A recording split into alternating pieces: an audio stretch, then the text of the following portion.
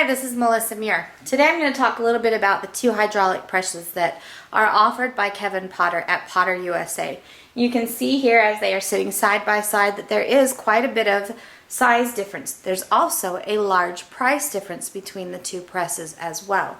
They both function the same way. They both are 20-ton jacks, so they will both do everything that the other one will do.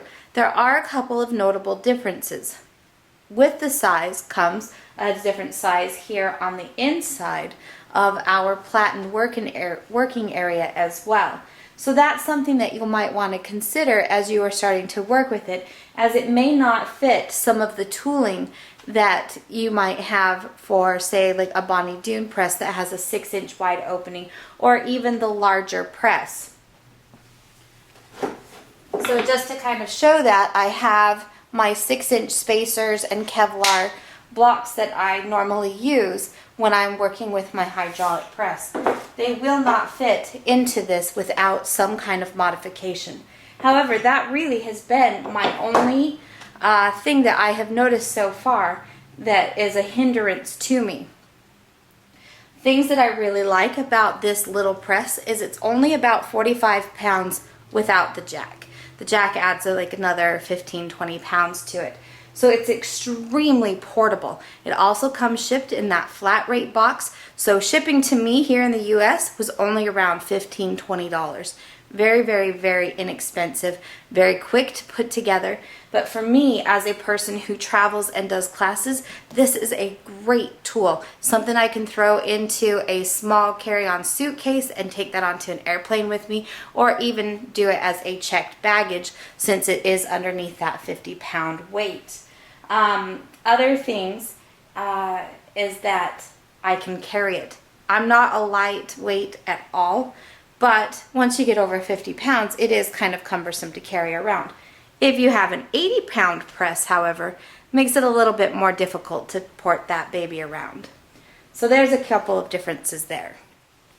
Both presses feature the magnetic top platen. Both presses have a 1-inch hole for your tooling on the top there, so it will still fit all of your Bonnie Doon and favorite Potter USA tools, such as the bracelet formers and other kind of forming mushrooms or daps or any of those types of tools. So they work similarly. You're just going to unscrew this middle screw here on the small press, or the, obviously the only screw there at the top of that one. So everything will work just the same as the other. They are both built fairly similarly as far as the structure goes. And again, 20-ton jacks in both of these, and you're not going to have as difficult of a time as what you might think when it comes to forming anything like your texture plates, popping out shapes with your pancake dies, or even your silhouette dies. The difference in opening between the small press and the large press, we have a 5-inch opening here, and we have an 8.5-inch opening on the larger press.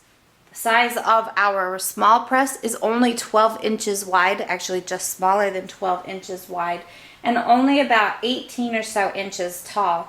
And I believe it's only about 6 inches wide on the bottom, and not even quite, but you've got a very minimal space that will be necessary for the smaller jack. Again, the biggest limitations that I had was that I'm not able to use my spacers that I currently use in my larger press without modifying these. And really, it's not that big of a modification. I would just need to find some way of cutting down my blocks so that it would fit into that. And other than that, it would work just perfectly as it was. Price difference between the two. The larger press here is going to run you about $700, and this is definitely going to be something that's going to be more of a mainstay in your studio, where you're not going to be moving it around much or anything like that. You might want to kind of keep that in mind. The little press runs about $450, plus of course the cost of your jack, so that's an extra expense that you'll have to kind of think about. The other thing with this small press, you must buy a short profile jack. You can see here in the bigger press that it's actually a very large, tall jack. A short profile jack will also work in this larger press, but you will have a much wider opening here if you do have a short profile jack. So that's kind of nice if you get into anything such as deep draw type of vessels or containers, things like that. Your opening here with the profile jack is only going to be about 6 inches. You're not going to be able to get any wider of an opening than that with this smaller press.